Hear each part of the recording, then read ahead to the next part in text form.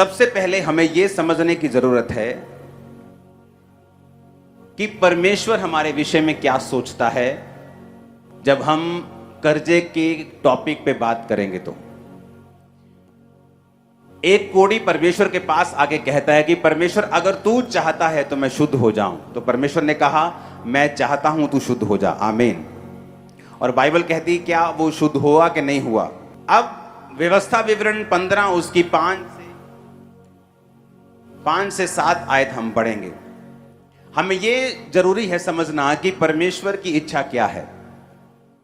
इतना अवश्य है कि तू अपने परमेश्वर यहोवा की बात मन लगाकर सुने और सारी आज्ञाओं को मानने में जो आज मैं तुझे सुनाता हूं चौकसी करे।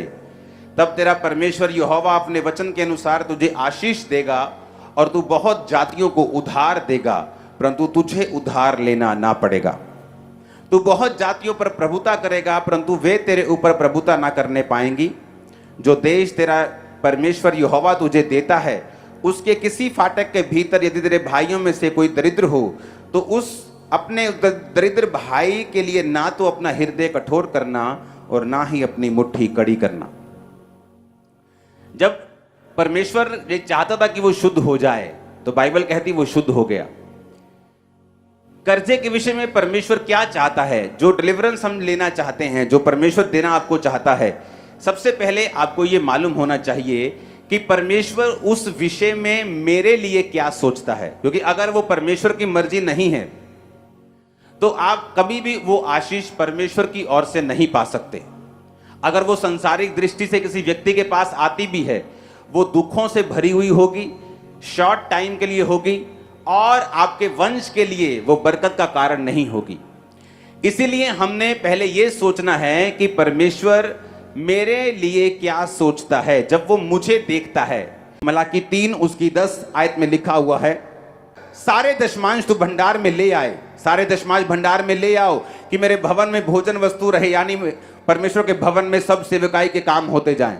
और सेनाओं का यहोवा ये कहता है कि ऐसा करके मुझे परखो कि मैं आकाश के झरोखे तुम्हारे लिए खोलकर तुम्हारे ऊपर अपरंपार आशीष की वर्षा करता हूं कि नहीं करता। एक लौता वचन है बाइबल का जिसमें परमेश्वर आपको चैलेंज करता है कि अगर आप इस वचन को पूरा करेंगे तो आप परमेश्वर को परख सकते हैं कि आपके जीवन पर आशीष आती है कि नहीं आती। आप यीशु को मानने वाले हैं, आप आगे से कर्जा नहीं उठाने वाले, क्योंकि ये स्पिरिट आपकी लाइफ में नहीं होनी चाहिए। ये एक स्पिरिट है, कर्जा उठाने की स्पिरिट है, ये एक आत्मा है। हर टाइम कर्जा उठाना, 200 रुपया दें तुझे वापस करता हूं, 500 दें तुझे वापस करता हूं, 2000 दें तुझे वापस करता हूं, 2 लाख दें तुझे वापस करता हूं, 5 लाख की कमेटी उठाई मैं वापस करता हूं, 10 लाख दें मैं लोन ले लेता हूं मैं वापस करता हूं, बैंक से ले लेता हूं धीरे धीरे वापस कर दूंगा। आज से आपकी लाइफ से कैंसिल है इन जीसस नेम। फायर के साथ, आग के साथ, मस्से के साथ, इस अनॉइंटिंग के साथ, इस प्रोफेटिक अनॉइंटिंग के साथ ये कैंसिल है in the mighty name of Jesus, आमीन। आप बोलेंगे काम कैसे चलेगा, बिजनेस कैसे चलेगा? क्योंकि आप लोग ऐसा देखते आए हो, आप लोग दूसरे लोगों को ऐसा करता देखते आए हो, क्योंकि उनकी लाइफ में परमेश्वर नहीं है पर आपकी लाइफ में परमेश्वर है, आमीन। आपको क्या करना है? आपको वचन में ध्यान से सुनना है। दूसरा राजा 4 उसकी 1 से 7 आयत में लिखा है, भविष्यद्वक्ताओं के चेलों की पत्नियों में से एक स्त्री ने अलीशा की दुहाई देकर कहा, तेरा दास मेरा पति मर गया और तू जानता है कि वह यहोवा का भय मानने वाला था, जिसका वह कर्जदार था। वह आया है कि मेरे दोनों पुत्रों को नौकर बनाने के लिए ले जाए, लाइफ टाइम स्लेव बनाने के लिए उसको वो लेके जाना चाहता था। दोनों पुत्रों को, कौन से बेटे थे दोनों? एक नबी के, एक प्रॉफिट के बेटे थे। अलीशा ने उससे पूछा, मैं तेरे लिए क्या करूं, मुझे बता कि तेरे घर में क्या है। उसने कहा, तेरी दासी के घर में एक हांडी तेल को छोड़कर कुछ नहीं है। उसने कहा, तू बाहर जाकर अपनी सब पड़ोसियों से खाली बर्तन मांग ले आ और थोड़े बर्तन ना लाना। फिर तू अपने बेटों समेत अपने घर में जा, द्वार बंद करके उन सब बर्तनों में तेल उंडेल देना और जो भर जाए उन्हें अलग रखना। तब वह उसके पास से चली गई और अपने बेटों समेत अपने घर जाकर द्वार बंद किया। तब वे उसके पास बर्तन लाते गए और वो उंडेलती गई। जब सब बर्तन भर गए और उसने अपने बेटों से कहा, मेरे पास और ले आ, तो बेटों ने कहा, एक बर्तन नहीं रहा, एक भी नहीं रहा। तेल तब रुक गया।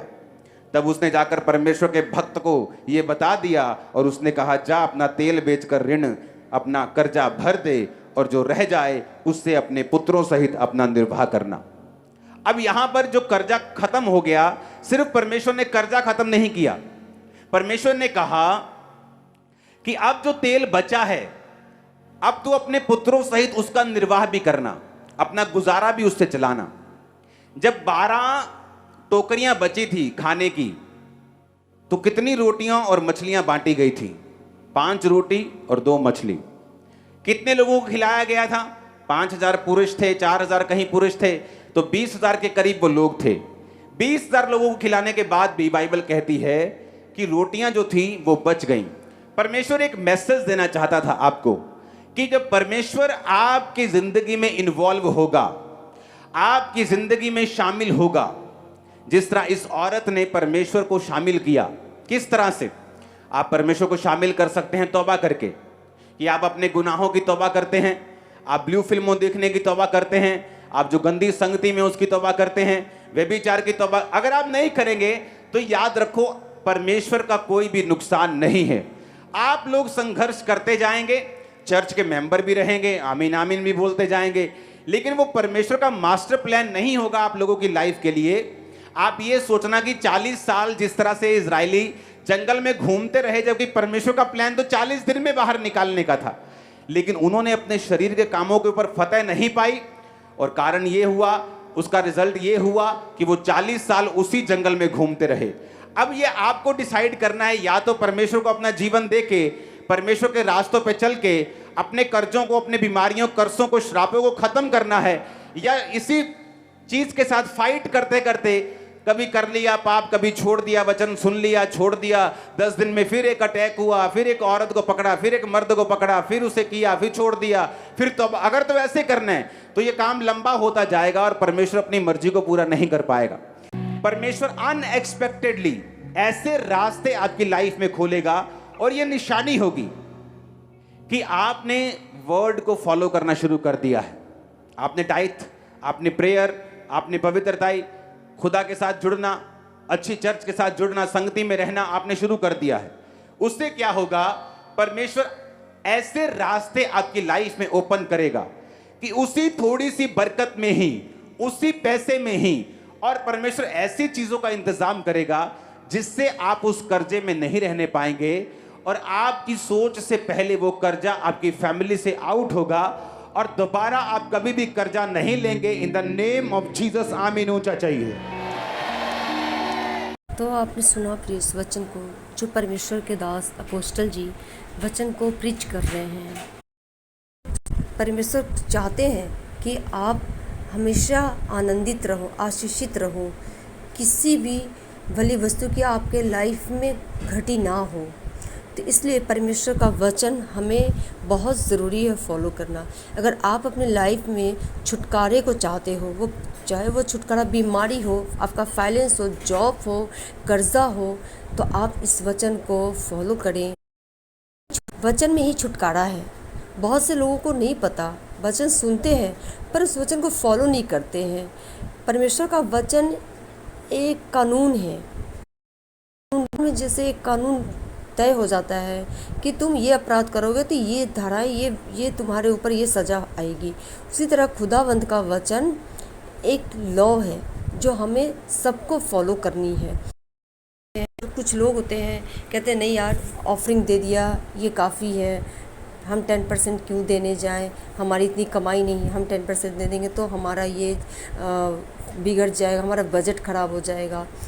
ये लोग गलत थिंकिंग रख रखे हैं, बिल्कुल रॉन्ग थिंकिंग है उनका। ऐसा कुछ नहीं है। जिस दिन आप परमेश्वर को अपना 10% निकाल कर रख दोगे अलग, उसी दिन खुदावंद आपके जीवन को 100% करेगा। परमेश्वर का ये नेचर है कि दो तो दिया जाएगा। आप पहले परमेश्वर के लिए दो, फिर परमेश्वर आपको उसी चीज़ को 100 गुना करके वापस करते हैं। परमेश्वर किसी का कर्जदार नहीं, वो पूरे जगत को बनाने वाला, पूरी कायनात को बनाने वाला परमेश्वर। उसे क्या चाहिए? अगर वो किसी चीज़ को चाहता है कि आप ऐसा करो तो वो आपके फ़ायदे के लिए है, वो अपने फ़ायदे के लिए नहीं। वो आपके छुटकारे के लिए है, आपकी बरकतों के लिए है। तो इसलिए परमेश्वर का वचन कहता है दो तो दिया जाएगा। तो इसलिए हमें पहले देना है, हमें पहला कदम उठाना है देने के लिए। खुदावंद 100% आपको बढ़ा कर के देगा, क्योंकि परमेश्वर देना जानता है, वो लेना नहीं जानता है। तो आप इस वचन को सुने, फॉलो करें और परमेश्वर के राज्य में जो भी आपके पास है आप उसके किंगडम के लिए दीजिए और अपने जीवन में अद्भुत छुटकारे को देखिए, अद्भुत मिराकल को देखिए।